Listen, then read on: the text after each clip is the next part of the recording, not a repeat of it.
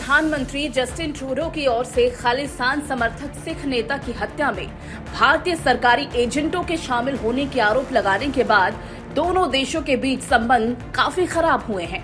हाल ही में कनाडा ने भारतीय दूतावास से एक अधिकारी को भी निष्कासित किया था, जिसके बाद जवाबी कार्रवाई में भारत ने भी कनाडा दूतावास के एक अधिकारी को निष्कासित कर दिया। कनाडा के प्रधानमंत्री जस्टिन ट्रूडो ने कहा कि सिख नेता हरदीप सिंह की हत्या में भारत सरकार का हाथ है। वहीं अक्टूबर में दोनों देशों के बीच होने वाली व्यापार वार्ता को भी कुछ दिन पहले कनाडा ने स्थगित कर दिया। ऐसा पहली बार नहीं हुआ है। हाल ही के वर्षों में भी भारत कनाडा के संबंध तनावपूर्ण रहे हैं। पिछले कुछ दशकों में रिश्तों में तनाव घुलता ही चला गया।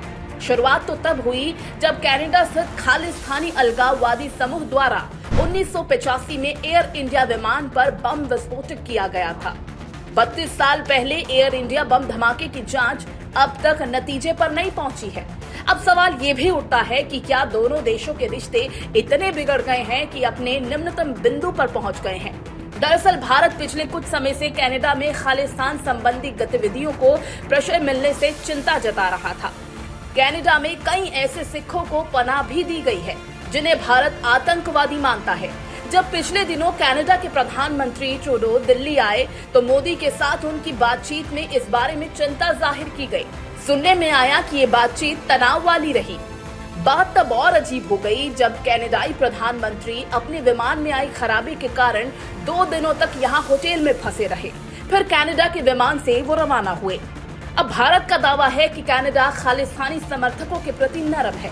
उधर कनाडा ने भारत पर घरेलू राजनीति में दखल देने का आरोप लगाया है। उससे भी ज्यादा गंभीर आरोप ये कि भारत ने ही उसके देश में एक सिख नेता हरदीप सिंह की हत्या कर दी। ट्रूडो के कार्यकाल में यूं भी भारत के संबंध कनाडा से काफी ठंडे ही रहे हैं। हालांकि भारत और कनाडा के बीच बड़े पैमाने पर व्यापार होता है। काफी संख्या में भारतीय वहां रहकर व्यापार या फिर नौकरियां करते हैं। बहुत से भारतीय छात्र वहां पढ़ने के लिए जाते हैं और ये भी कहा जाता है कि कनाडा ऐसा देश है जहां भारतीय, खासकर पंजाबी सिख समुदाय बड़ी सियासी ताकत भी बनकर उभरा है।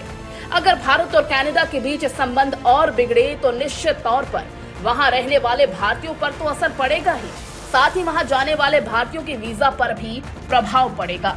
पिछले दिनों कनाडा में भारतीय विरोधी प्रदर्शन भी खूब देखे गए और भारतीय प्रवासियों पर खालिस्तान समर्थकों द्वारा हमलों की भी काफी ज्यादा खबरें सामने आई थी।